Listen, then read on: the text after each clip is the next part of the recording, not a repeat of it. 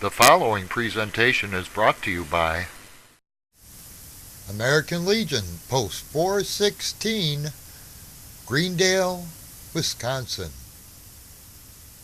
Veterans of Foreign Wars, VFW, Post 10, 519, Greendale, Wisconsin. Disabled American Veterans, DAV, Chapter 19, West Allis, Wisconsin. And by viewers like you.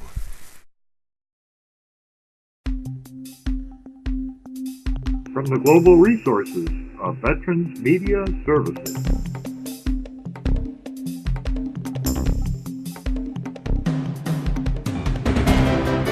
This is Veterans Newsline with Dave Dryhootch.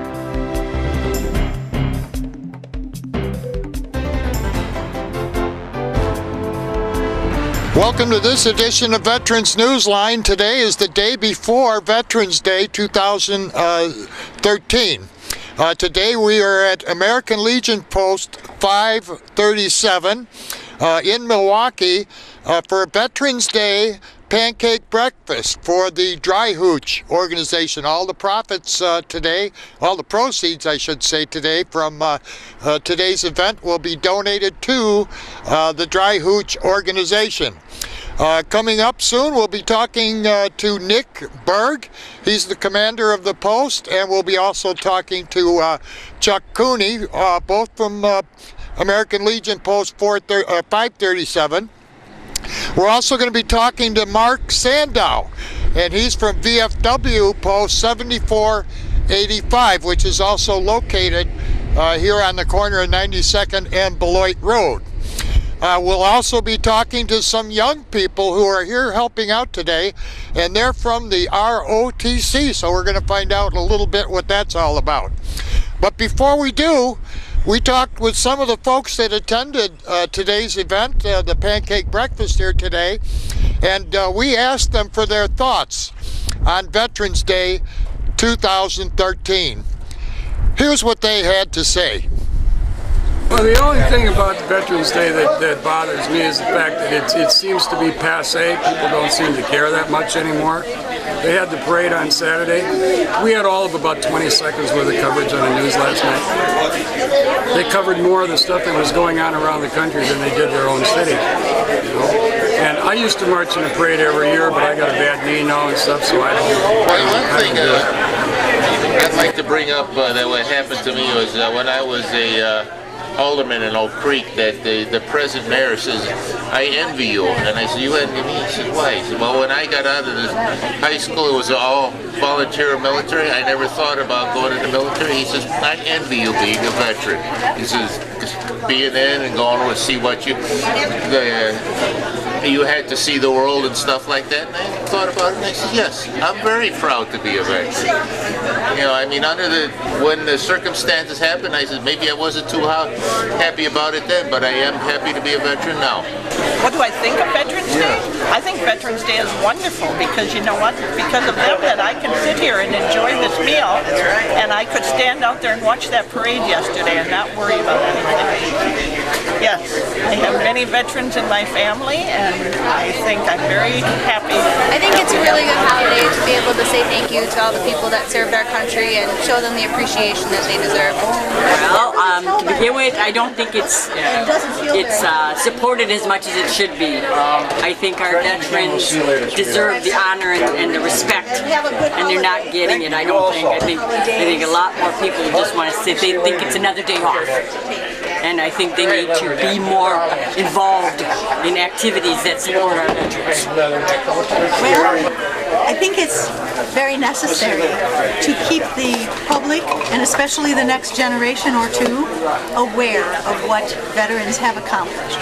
Whether a particular veteran only gave a 2-year tour or a lifetime tour, they all deserve credit for leaving their families, doing a job that nobody else wanted to do. Well, basically it's a good time for the vets.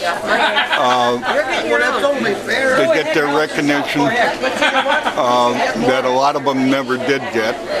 finally. And it just shows that people are starting to come around for a change. I think it's a day that's well deserved by those that have served our country. Many have died, so we have all our freedoms. And I think the people are finally realizing how great the veterans are. And we thank us, being a veteran, we thank the American public for recognizing us. My feelings are very strong about Veterans Day because my father enlisted in the Army, World War I, and he saw action in Germany. And so he instilled in my sister, me, and our other relatives or family the importance of honoring all those people who not only served but gave their lives. And he would tell us very little about what he saw. He would say, I saw many, many things, he said, but I don't like to talk about it. And so, not exactly following in his footsteps, I didn't enlist in the Army, but I was drafted for the Korean War, so I did spend 2 years. I was trained as a hospital medical person, so I was in the States for a year, and then in Japan for 6 months. I was not in Korea. But the patriotism that my dad extolled in us was always the admonition to be sure you fly the flag whenever there's an opportunity, and honor what that stands for, you know. And my dad was a simple, I shouldn't say that, but we were all simple folk, you know, but he just had so much love for the country, and he died at the age of 59, so he did not really get to live the way as long as he would have been, even served with the VFW for many years. And so anyway, flying the flag and letting people know, no matter how long your service was or where you were, that you were willing to leave home, you know, and just to leave home and to do something for your country, which we still believe is the best way. After World War I, it was known as Armistice Day because that was the end of World War I, and I think that was considered the war to end all wars, and so then along comes World War II and other conflicts now, and not necessarily ended with an armistice where you have a definite conclusion. I mean, we hate to say winner and loser, but you have ended the war and you look then again for peace for all the countries involved, you know. And so it's never been fair to maybe exclude other people who have served the country, men, women, that have served honorably or given up their lives as well, you know. So everybody can be thankful that we had the first Armistice Day, and now we can build on that and hope we don't have to build anymore, because there's just no good reason on earth that we have to kill each other in order to live, in freedom, not just here but around the world. There is that. I think we are all born with that feeling from our cradle days, where it's so peaceful with your mom and dad who look after you as a baby. And I think that feeling of peace is something that we don't even realize is there inside of us. And so when that's taken away by force and by the kind of anger that develops in other countries, and why they just can't say, all right, we disagree about this, and so we'll start a war, you know. So, and we've had our own civil war here, which is a terrible disgrace to this country.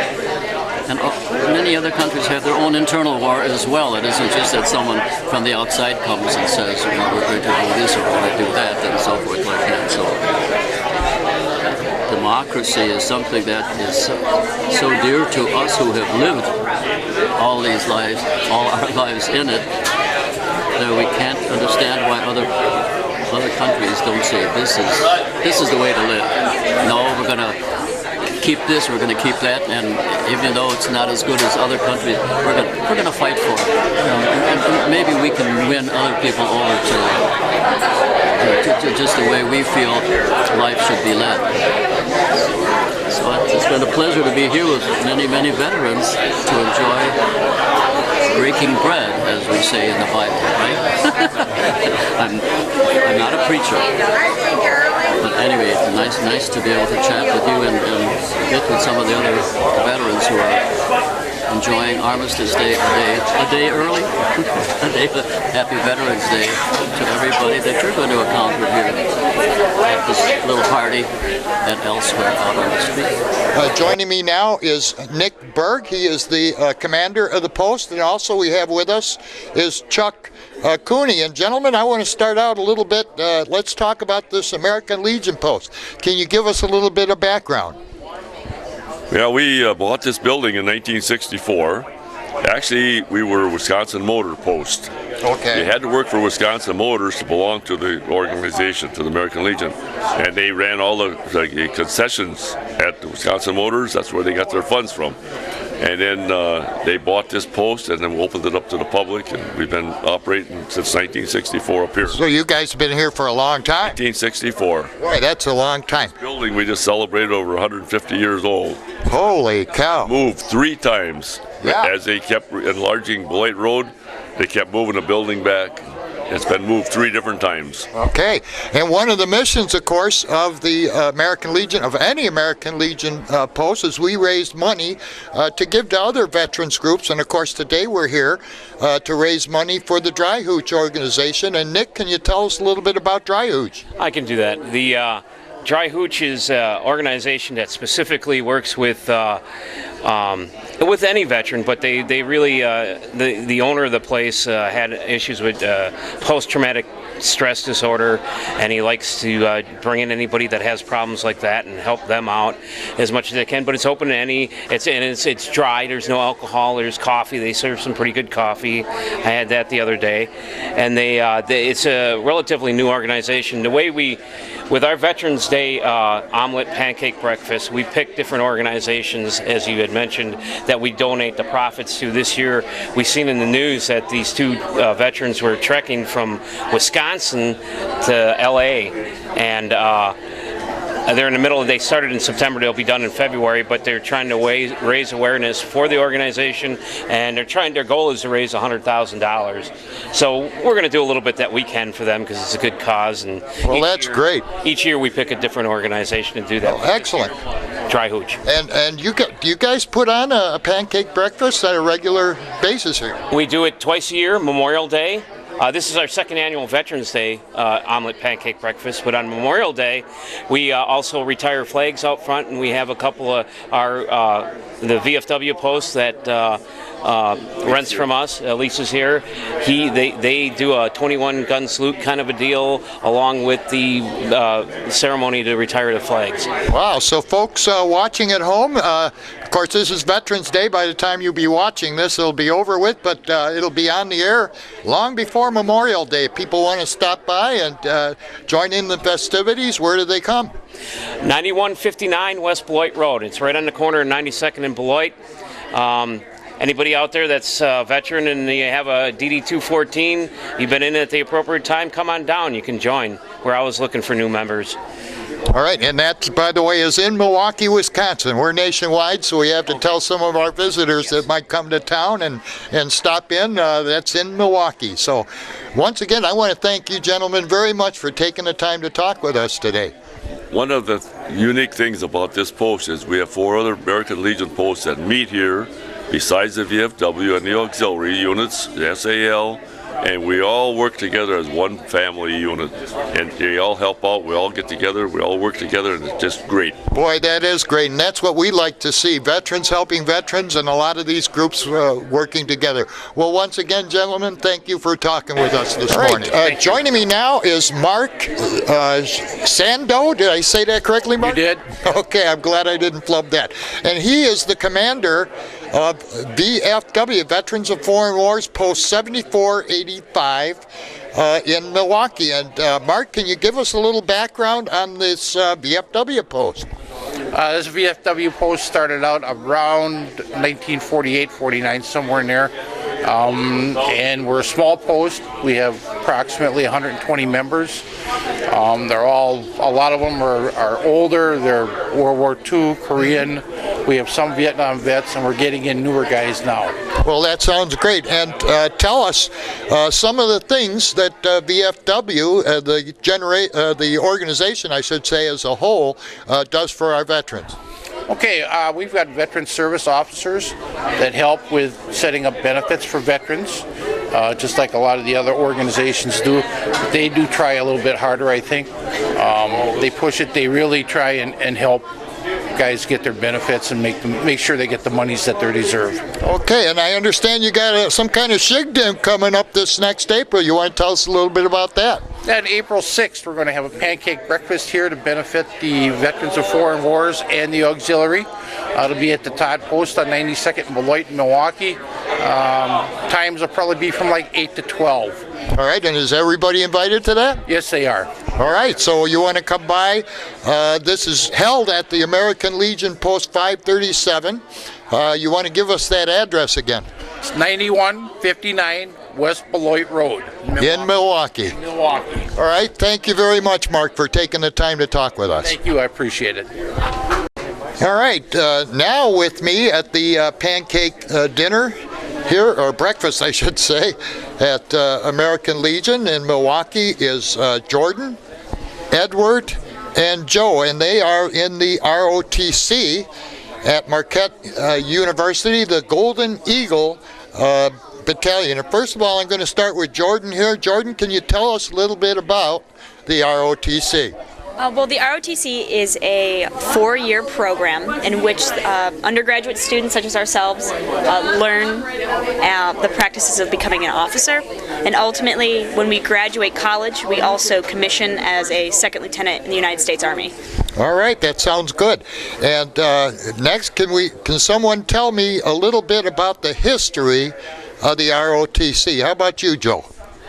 The Army ROTC program officially was created in 1960 under the National Defense Act. However, it's had its origins in 1819 through various programs in civilian colleges that interacted with the military. It's actually, if I recall, the first official class of Army ROTC cadets that were graduated and commissioned into the Army was in 1920. All right, very good. And you're all here to help out with the pancake breakfast.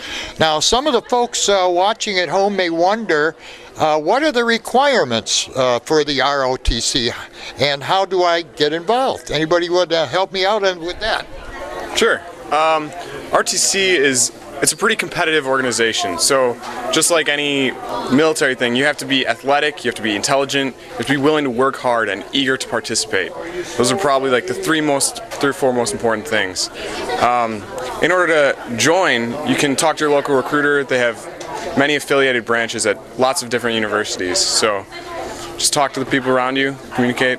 Okay, and then where should people go if somebody's watching and they're interested in joining up with this? For more info, who should they see?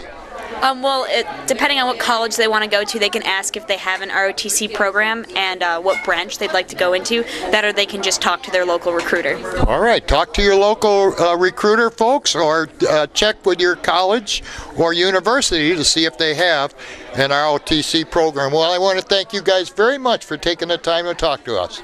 Thank you very much. Thank you.